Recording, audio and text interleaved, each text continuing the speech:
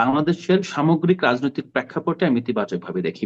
জি, আরেকটা মানব বিষয় মোহাম্মদ, হলো আপনি যে ইতিবাচক ভাবে দেখছেন যে একই তার সাথে যে কথোপকথন, একটু একটু এটাও ছোট্ট একটু যোগ করে দেই, আপনি বলবেন, আপনি আরেকটু বলেন যে তার যে শব্দ চয়নের কথা বলছেন বা মুভমেন্টের কথা বলছেন, এটা আমি প্রায় প্রশ্ন করি যে ইদানিংকালে আপনাদের বা নতুনদের মধ্যে যে শব্দ চয়নগুলো দেখা যায় বা যেভাবে মুভমেন্টগুলো দেখা যায়, আমি আর শব্দগুলো নাই বলি, অনেক কিছু আসলে বলাও যায় না, শব্দ উচ্চারণও করা যায় না, আপনারা বলছেন সেটা ইতিবাচক।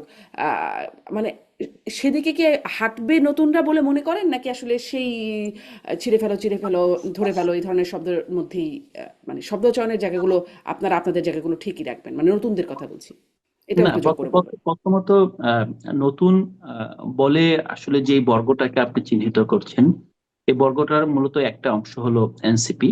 তো এনসিপি থেকে এখন পর্যন্ত আমরা বিচ্ছিন্নভাবে অনেকেই আপনার আউট অফ দ্য বক্স অথবা আপনার তার মতো করে কমেন্ট করছে, বাট এজ এ প্রতিষ্ঠান, এজ এ রাজনৈতিক দল কিন্তু আপনার এনসিপি এখন পর্যন্ত বেশ সংযমের পরিচয় দিচ্ছে এবং চেষ্টা করছে যে নতুন ধারার এবং সত্যিকার অর্থেই এখানকার আপনার মানুষের যেই মূল্যবোধ, মানুষের যে সংস্কৃতি এবং মানুষ যেভাবে আসলে সিভিলিটির যেই লেভেলটা অতিক্রম করতে চাচ্ছে রাজনীতির মাধ্যমে, সেই জায়গায় এনসিপি কন্ট্রিবিউট করার চেষ্টা করছে।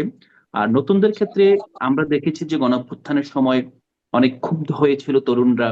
তাদের আসলে তাদের হাতে কিছু ছিল না, তাদের একমাত্র শেষ সম্বল ছিল তাদের মুখের বুলি।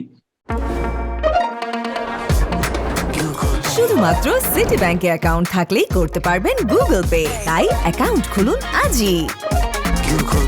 তারা মন ভরে যেভাবে ইচ্ছা সেভাবে ফেসিস্টকে, স্বৈরাচারকে গালি দিয়েছে, খুনিদেরকে গালি দিয়েছে। সেটার কিছুটা আপনার ধারা এখনো অব্যাহত আছে, অস্বীকার করা যাবে না।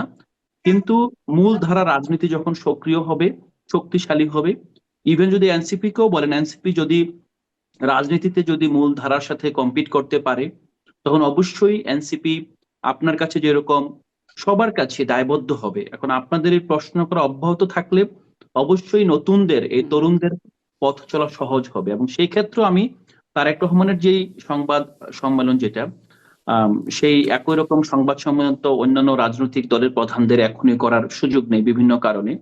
তো বাট আমি এটাকে বলবো যে যে যতটুকু ইতিবাচক এসেছে, আমরা ইতিবাচক ভাবেই দেখবো এবং আমরা চেষ্টা করব এবং আমরা প্রত্যাশা করব রাজনীতিতে আগামী নির্বাচনে যারাই বিজয়ী হবে তাদের মধ্যে যাতে এই আপনার বদান্যতা, এই বিনয় এবং মানুষের প্রতি, মিডিয়ার প্রতি, মিডিয়ার স্বাধীনতার প্রতি কমিটমেন্ট যাতে অব্যাহত থাকে, এই জি, প্রত্যাশাটা আমাদের জি। থাকবে। আলাউদ্দিন মোহাম্মদ, অনেক ধন্যবাদ। আমি একটু ছোট, ছোট করে এই প্রসঙ্গটা শেষ করে আরো তো ২-১ টা ছোট্ট প্রসঙ্গে যেতে হবে। তাই জনাব মাসুদ কামাল, ছোট করে আপনার কাছে জানতে চাই যে আজকের সেই মতবিনিময় সভায় বা শুভেচ্ছা বিনিময় সভায় সেখানে দেখলাম যে সাংবাদিকরা অনেকেই অনেক কিছু বললেন। যেমন সাংবাদিক মাহমুদুর রহমান, তিনি বললেন যে মানে যারা নির্যাতিত হয়েছিলেন, রুহুল আমিন গাজী থেকে শফিক রেহমান, তাদের কথা বললেন যে তারা জেলে ছিলেন, কিভাবে নির্যাতিত হয়েছেন।